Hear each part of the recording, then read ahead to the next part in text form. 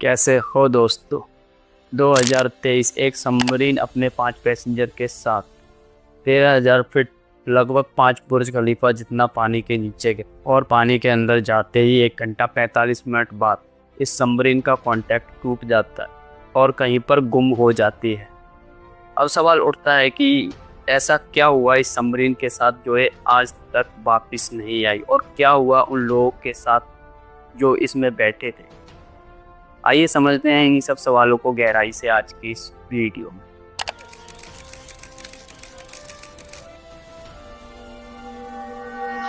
अठारह जून 2023 9:30 बजे 5 लोग एक टाइटैन नाम की सबमरीन में बैठकर पानी के अंदर डुबकी लगाते।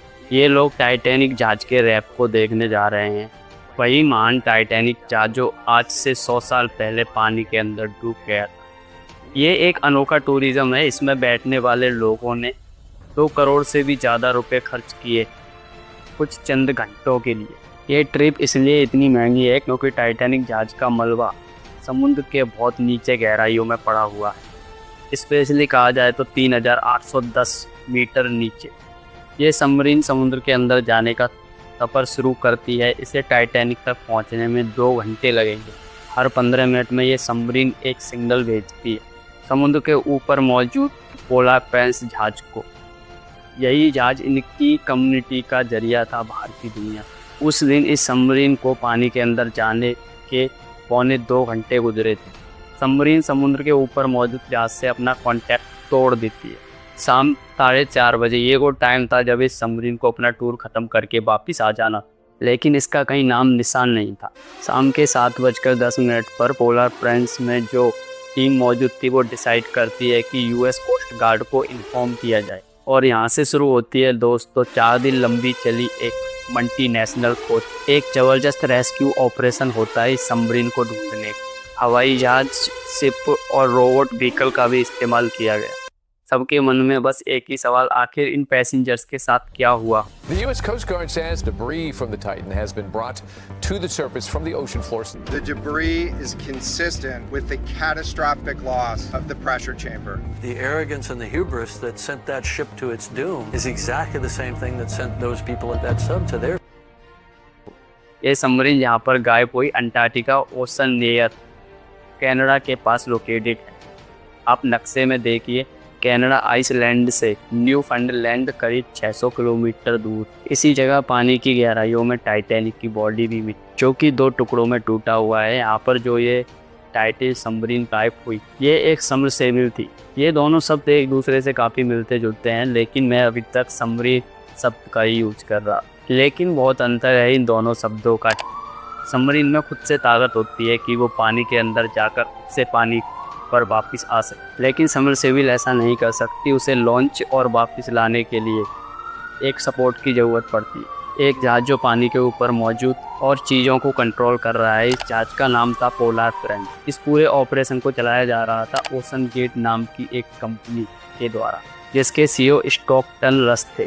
ये एरोस्पेस इंजीनियर भी रह चुके। साल 2009 में इन्होंने यह ओशन गेट कंपनी बनाई थी, एक प्राइवेट कंपनी, जिसके पर्पस से अमीर लोगों को समुद्र अभ्यान टूरिज्म के दौर। Walk us through sort of the mechanics, how they're going to work. It's an expedition to survey the wreck. Travelers who come out will participate in the dives, operate sonar, communication systems, photographs, work on data. So it's a very active. इस company ने Titanic के tours 2021 में offer करने शुरू। इससे पहले ये और जगहों का टूर कराते थे, आप इनकी वेबसाइट पर देख सकते हो। टाइटैनिक के अलावा अर्जोस और बहामास की ट्रिप कराते थे। ये टाइटैन इकलौती सबमरीन नहीं थी ओशन गेट के पास, और भी 2 सबमरीन थी, एंटीपोड्स और साइक्लॉप। एंटीपोड्स 304 मीटर गहराई तक जा सकती थी समुद्र में, और साइक्लॉप्स 500 मीटर तक। लेकिन टाइटैन को डिज़ाइन किया गया था कि वो 4000 मीटर पानी के नीचे जा सके, 4 किलोमीटर। यही कारण है कि टाइटैनिक के पास जाने के लिए इनके पास यही एक सबमरीन थी। 3800 मीटर कितनी भयानक डेप्थ वॉशिंगटन करने के लिए। इस चार्ट को देखिए, आमतौर पर एक आदमी की हाइट 6 फीट होती है। टाइटैनिक जहाज जिस आइसबर्ग से टकराया था वो करीब 100 मीटर पानी के ऊपर जाता, और उससे कहीं ज़्यादा पानी के नीचे। 130 मैक्सिमम डेप्थ है। रिक्रिएशन स्कूबा डाइवर्स जा सकते। स्कूबा डाइविंग करने 650 फीट के बाद एक ट्यूबलाइट जोन वाला एरिया शुरू होता है, जहाँ पर इतनी रोशनी नहीं पहुँच पाती पानी के अंदर। 1600 फीट यहाँ पर deepest ever under water rescue operation जो आज तक कंडक्ट किया गया। 2600 फीट ये वो जगह है जहाँ पर बड़े बड़े डिप्ट है, जहाँ पर जेंट्स स्कूल स्विमिंग करते हैं। जेंट्स स्कूल्स अपने आप में बहुत भयावह होते, इतने भयानक हैं कि ऐसा लगता है ये किसी एलियन प्लैनेट से आए। ये फोटो देखिए और नीचे जाएं तो 3800 फीट नीचे तो एक मिडनाइट जोन वाला एरिया शुरू होता है। कोई भी सनलाइट इससे नीचे नहीं पहुंच पाती पानी के अंदर, तो सब कुछ काला काला हो जाता है। इसके बाद पानी का तापमान -4 डिग्री सेल्सियस हो जाता है। अब यहाँ से और नीचे जाते हैं 5000 feet, 6000 feet, 8000 feet, 10,000 feet, 12,500 feet पर जब आप पहुँचते हो, यहाँ आता है ओशन फ्लोर, जहाँ पर टाइटैनिक जहाज का मलबा पड़ा हो। इस ड्रिप पर जो प्रेशर है वो ऑलमोस्ट 400 गुना ज़्यादा है सरफेस पर मौजूद प्रेशर। तो जो भी समरसेबल यहाँ तक जाएगी उसका डिजाइन सब कुछ सोच समझ कर किया जाना चाहिए। जो शीशा था विंडो बाहर देखने के लिए वो सिर्फ इतना सा ही हो सकता। ये जो टाइटैन समरसेबल में खिड़की थी इसे व्यू पोर्ट कहते। वैसे ये सबसे बड़ा व्यू पोर्ट था जो किसी समरसेबल में बनाया गया। वैसे अपने आप में ये समरसेबल कोई ज़्यादा बड़ी नहीं, इसमें 5 लोगों के बैठने की कैपेसिटी थी। इसकी जो मेन बॉडी थी जिसे हल कहा जाता है वो कार्बन फाइबर की बनी हुई, जिसकी टोटल लेंथ 6.7 मीटर और वजन 10,400 किलो से भी ज़्यादा। इसके डिज़ाइन में देख सकते हैं 4 इलेक्ट्रिक थ्रस्टर्स लगाए हुए हैं और जिससे इसे चलाया जा रहा था। एक इंटरेस्टिंग फैक्ट दोस्त, इसे कंट्रोल किया जा रहा था एक वीडियो गेम कंट्रोलर के। Run the whole thing with this game controller.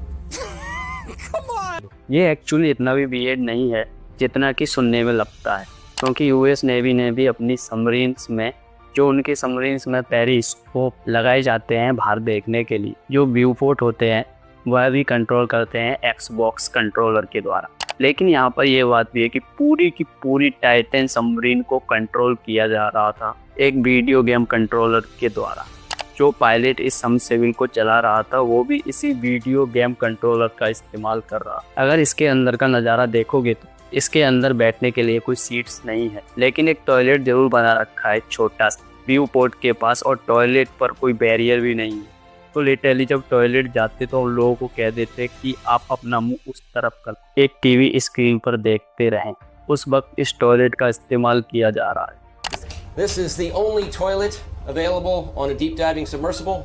Best seat in the house. You can look out the viewport. We put a privacy screen in, turn up the music. अब क्योंकि submersible इतनी depth जाती है पानी के अंदर तो यहाँ जीपीएस भी काम नहीं करता। तो जो कम्युनिकेट होता है इनके सपोर्ट शिप को वो किया जा रहा था एक टेक्स्ट मैसेज के द्वारा। ये अभी अनकवर है कि कौन सा इंटरनेट कनेक्शन अवेलेबल था शिप पर। कुछ दिन पुराने ट्वीट में ओशन गेट ने बताया था कि स्टारलाइन सैटेलाइट सेवा का इस्तेमाल कर रहे कम्युनिकेट करने के लिए। अब हम 14 जून की कहानी पर वापस आए तो 5 लोग बैठे थे इस सबमर्सिबल में। उनमें से पहले थे 68 साल के ब्रिटिश मिलियनर हेमिस हार्डिंग और दूसरे पैसेंजर थे पॉल हेजरिंग नर्जेनेट। तीसरे और चौथे पैसेंजर थे ब्रिटिश पाकिस्तानी एक बिजनेसमैन शहजादे दाऊद और उनके 19 साल के बेटे सुलेमान। यह पाकिस्तान की सबसे बड़ी कंपनियों में से एक कंपनी के ओनर थे। जैसा कि मैंने बताया इनकी सबमर्सिबल हर 15 मिनट में कम्युनिकेट कर रही थी ऊपर मौजूद शिप। ये कम्युनिकेट आना बंद हो जाता है 11:15। इसके बाद कोई कम्युनिकेट कोई सिग्नल नहीं आता। उसके बाद भी एक्सपेक्ट किया जा रहा था कि 4:30 बजे ये टाइम था टाइटैन के वापस आने। ये वापस आएगी अगर बाई चांस ये सबमर्सिबल पानी के अंदर फंस जाती है तो एक तरीका था पैसेंजर्स के पास इसी के अंदर से ट्रैक करके इधर उधर धकेल कर इसे वापस ऊपर लाने के लिए किया जाता है, ब्लास्ट रिमूव करने के लिए। ये ब्लास्ट वजन होता है शिप में और इन सबमर्सिबल में पहले के ज़माने में पत्थर और बोरियों का इस्तेमाल किया जाता था, लेकिन आज के समय पर जो सबमरीन होती है वो पानी का इस्तेमाल कर ब्लैंक टैंक में पानी भरा जाता है जिससे कि सबमरीन का वजन बढ़े और वो पानी के अंदर चली जाए। तो 4:30 बजे जब टाइटैन वापस नहीं आई तो ऊपर बैठे लोगों ने कुछ देर इंतजार की और फिर 7:10 पर यूएस गार्ड को इन्फॉर्म कर। इसके बाद शुरू हुई एक ज़बरदस्त race. The race against time. 96 घंटे 4 दिन की ऑक्सीजन सप्लाई मौजूद थी सबमर्सिबल में। तो कोई रेस्क्यू ऑपरेशन किया जा रहा था, तो उनके पास अब 4 दिन का समय था। अगर पैसेंजर्स को जिंदा चाह रहे हो तो अब जहाज़ों में एक इमरजेंसी लोकेटर लगाया जाता है। चीज़ और थी, अगर सबमर्सिबल पानी के ऊपर भी आ जाती फिर भी लोग मारे जाते ऑक्सीजन की कमी से, क्योंकि अंदर की तरफ से सबमर्सिबल को खोलने का कोई तरीका नहीं था। सही सुना आपने, ये जो सबमर्सिबल थी इसका दरवाज़ा बाहर से ही खोला जाता था और बाहर से ही बंद किया जाता। अब चाहे ये सबमर्सिबल पानी के अंदर हो या पानी के बाहर, ये 4 दिन का समय यहाँ पर बहुत क्रिटिकल था। The crew closes the hatch.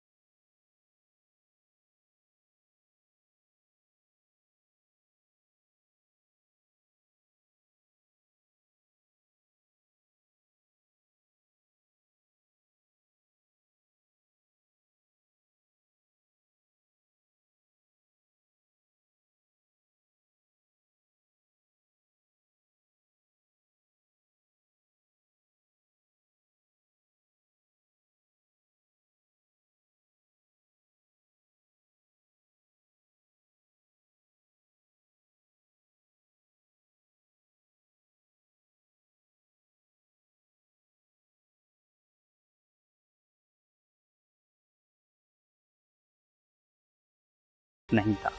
अब कहा जाता है कि हाई प्रेशर की वजह से सबमर्सिबल इम्प्लोड कर गई।